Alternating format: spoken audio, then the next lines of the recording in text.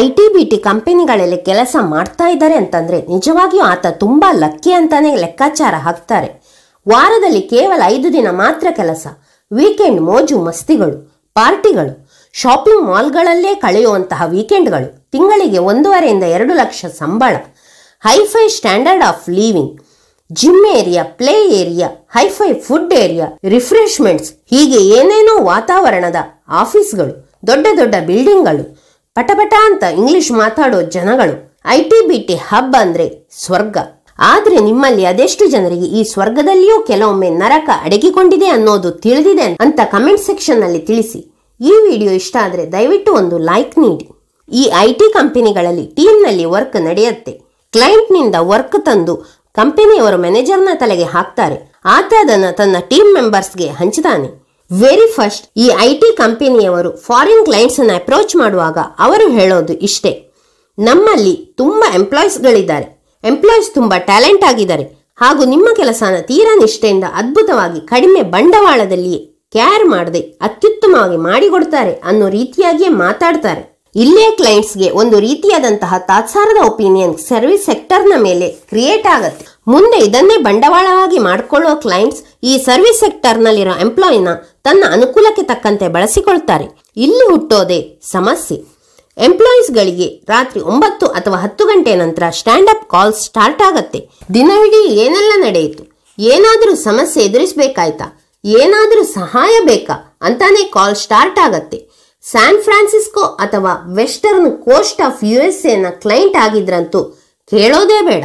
ರಾತ್ರಿ 11 ಗಂಟೆವರೆಗೆ ಮಾತ್ರ ಅಂತಿರೋ ಮೀಟಿಂಗ್ಗಳು ರಾತ್ರಿ 12-1 ಗಂಟೆವರೆಗೂ ನಡೆಯುತ್ತೆ. ಯಾಕಂದ್ರೆ ಅಲ್ಲಿನ ಜನರಿಗೆ ಅದು ಹಗಲು ಹೊತ್ತು. ಇಲ್ಲಿ ಇಂಡಿಯಾದಲ್ಲಿರೋರು ಪಾಪ ನಿದ್ದೆಗೆಟ್ಟು ಕೇಳಬೇಕಾಗತ್ತೆ. ಇಷ್ಟೇ ಅಲ್ಲ, ಬೆಳಿಗ್ಗೆ 7:30 ಅಥವಾ 8 ಗಂಟೆಗೆ ಪುನಃ ಲಾಗ್ ಬ್ಯಾಕ್ ಆಗ್ಬೇಕಾಗತ್ತೆ. ಯಾಕಂದ್ರೆ ಕ್ಲೈಂಟ್ಸ್ ಏನ್ ಹೇಳ್ತಾನೋ ಆ ಕೆಲಸ ಮಾಡೋದಕ್ಕೆ. ಇಡೀ ದಿನ ಸಂಜೆ ರಾತ್ರಿಯವರೆಗೂ ಕ್ಲೈಂಟ್ಸ್ ಹೇಳಿರೋ ಕೆಲಸಗಳೇ ನಡೆಯುತ್ತೆ. ವಾರದಲ್ಲಿ 5 ದಿನ ವರ್ಕಿಂಗ್ ಡೇಸ್ ಅಂತಿದ್ರೂ ಕೆಲಸ ಮಾಡುವ ಗಂಟೆಗಳನ್ನು ಗಮನಿಸಿ. ಬೆಳಿಗ್ಗೆ 7:30 ಅಥವಾ 8ರಿಂದ ರಾತ್ರಿ 11:30, 12 ಟೋಟಲಿ ನಿಮ್ಮಿಂದ ಅವರು ಸಾಧಾರಣ 70ರಿಂದ 80 ಗಂಟೆವರೆಗೆ ವಾರದಲ್ಲಿ ದುಡಿಸ್ಕೊಳ್ತಾರೆ. ಇಲ್ಲಿ ಎಂಪ್ಲಾಯೀಸ್ ಬಗ್ಗೆ ತಿಳಿಸುವಾಗಲೇ ಕ್ಲೈಂಟ್ನ ಹತ್ತಿರ ಕಡಿಮೆ ಕೊಟ್ರೂ ಚೆನ್ನಾಗಿ ದುಡಿತಾರೆ ಅಂತಾನೆ ಅಪ್ರೋಚ್ ಮಾಡ್ತಾರೆ ಕಂಪನಿಯವರು. ಸಹಜವಾಗಿ ಕ್ಲೈಂಟ್ಸ್ ಏನಾದ್ರೂ ಕೆಲಸದಲ್ಲಿ ವ್ಯತ್ಯಾಸ ಆದ್ರೆ ಕೂಡಲೇ ಆವಾಜ್ ಹಾಕ್ತಾನೆ. ಅದು ಬೇಕಾದ್ರೆ ರಾತ್ರಿ 1 ಗಂಟೆನೇ ಆಗಿರ್ಲಿ ಅಥವಾ 2 ಗಂಟೆನೇ ಆಗಿರ್ಲಿ. ಯಾಕಂದ್ರೆ ಕ್ಲೈಂಟ್ಸ್ ಎಂಪ್ಲಾಯಿನ ತೀರಾ ಚೀಪ್ ಆಗಿ ಟ್ರೀಟ್ ಮಾಡೋದ್ರಿಂದ. ಅದೇ ಎಂಪ್ಲಾಯಿ ಸಮಸ್ಯೆ ಬಂದು ಪುನಃ ಒಮ್ಮೆ ಕ್ಲೈಂಟ್ ಹತ್ತಿರ ರಿವೈಸ್ ಮಾಡ್ಕೋಬೇಕಾಗಿ ಬಂದ್ರೆ ಆತ ಕಾದು ಕಾದು ಸುಸ್ತಾಗಬೇಕೇ ಹೊರತು ಕ್ಲೈಂಟ್ ಉತ್ತರ ಕೊಡದೇನೆ ಎಷ್ಟೋ ಸಮಯದವರೆಗೆ ಸತಾಯಿಸ್ತಿರ್ತಾನೆ. ಇಲ್ಲಿ ಕೆಲಸ ಕೊಟ್ಟಿರೋ ಕ್ಲೈಂಟ್ಸ್ ತಾವುಗಳು ದೇವರು ಅಂತಾನೆ ಅನ್ಕೊಂಡಿರ್ತಾರೆ. IT ಸರ್ವಿಸ್ ಸೆಕ್ಟರ್ನ ಎಂಪ್ಲಾಯೀಸ್ಗಳನ್ನು ತಮ್ಮ ಜೂನಿಯರ್ನಂತೆಯೋ ಅಥವಾ ಏನೂ ಗೊತ್ತಿಲ್ಲದೆ ಇರೋ ದಡ್ರು ಅಂತಾನೋ ಟ್ರೀಟ್ ಮಾಡ್ತಾರೆ. ಏನಾದ್ರೂ ಇಂಪಾರ್ಟೆಂಟ್ ಡಾಟಾಗಳು ಅಥವಾ ನಂಬರ್ಗಳನ್ನು ಕೇಳಿದ್ರೂ ಅವರು ಸರ್ವಿಸ್ ಎಂಪ್ಲಾಯೀಸ್ನ ಹತ್ತಿರ ಶೇರ್ ಮಾಡೋದಕ್ಕೆ ತುಂಬಾನೇ ಸತಾಯಿಸ್ತಾರೆ. ಇಲ್ಲಿಯೂ ಒಂದು ಸೀಕ್ರೆಟ್ ಇದೆ. ಆಕ್ಚುಲಿ ಈ ಕ್ಲೈಂಟ್ಗಳೇನಿದ್ದಾರೆ ಅವರಿಗಿಂತ ತೀರಾ ಬುದ್ಧಿವಂತರು ಈ ನಮ್ಮ ಎಂಪ್ಲಾಯೀಸ್ಗಳಾಗಿರ್ತಾರೆ. ಆದರೆ ಅವರ ಬಾಯಿ ಮುಚ್ಚಿಸೋ ಕೆಲಸನ ಮೀಟಿಂಗ್ ಟೈಮ್ನಲ್ಲಿ ಕಂಪನಿಯ ಮ್ಯಾನೇಜರ್ಗಳು ಮಾಡ್ತಿರ್ತಾರೆ. ಕ್ಲೈಂಟ್ಸ್ ನಮ್ಮ ದೇವರು, ಅವರಿಗೆ ಏನೂ ಹೇಳೋ ಹಾಗಿಲ್ಲ, ಪ್ರಶ್ನೆ ಮಾಡೋ ಹಾಗಿಲ್ಲ, ಅವರಿಗೆ ಕೋಪ ತರಿಸೋದು ಸಾಧ್ಯನೇ ಇಲ್ಲ. ಹೀಗೆ ಮ್ಯಾನೇಜರೇ ಎಂಪ್ಲಾಯೀಸ್ನ ಬಾಯಿ ಮುಚ್ಚಿಸ್ತಾನೆ. ಕ್ಲೈಂಟ್ ಆಗಿರೋನು ಕಮ್ಯುನಿಕೇಶನ್ ಟೈಮಲ್ಲಿ ಸರ್ವಿಸ್ ಎಂಪ್ಲಾಯೀಸ್ನ ಹತ್ತಿರ ತುಂಬಾ ರೂಢಾಗಿಯೇ ಮಾತಾಡ್ತಾನೆ.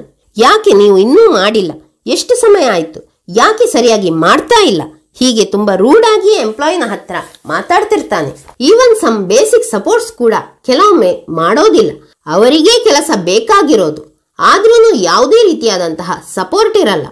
ಕೆಲವೊಮ್ಮೆ ಲ್ಯಾಪ್ಟಾಪ್ಗಳು ಸಹ ಬೇಕಾದ ಸಮಯಕ್ಕೆ ಸಿಗೋದಿಲ್ಲ. ಫ್ರೈಡೆ ನೈಟ್ಗೆ ಬನ್ನಿ ಅಥವಾ ನೆಕ್ಸ್ಟ್ ವೀಕ್ ಬನ್ನಿ ಹೀಗೇನೆ ಸತಾಯಿಸ್ತಿರ್ತಾರೆ. ಹೀಗೆ ನಡೀತಾನೆ ಇರತ್ತೆ. ಹೊರಗಡೆ ರಂಗಿನ್ ದುನಿಯಾದಂತೆ ಕಾಣುವಂತಹ ಈ IT ಜಾಬ್ಸ್ಗಳು ಆ ಫೀಲ್ಡ್ಗೆ ಇಳಿದ ಮತ್ತೆ ತಿಳಿಯೋದು ಸರ್ವಿಸ್ ಸೆಕ್ಟರ್ನವರು ಎಷ್ಟೆಲ್ಲ ಹಿಂಸೆ ಅನುಭವಿಸ್ತಾ ಇದ್ದಾರೆ ಎಂದು. ಕೆಲವೊಮ್ಮೆ ಇದೇ ಕಾರಣಗಳಿಗಾಗಿ ಎಂಪ್ಲಾಯೀಸ್ ಲಾಂಗ್ ಟರ್ಮ್ಸ್ನವರೆಗೆ IT ಕಂಪನಿ ಜಾಬ್ ಮಾಡೋದೇ ಇಲ್ಲ. ಜಾಬ್ನಿಂದ ಜಾಬ್ಗೆ ಜಂಪ್ ಮಾಡ್ತಾನೆ ಇರ್ತಾರೆ.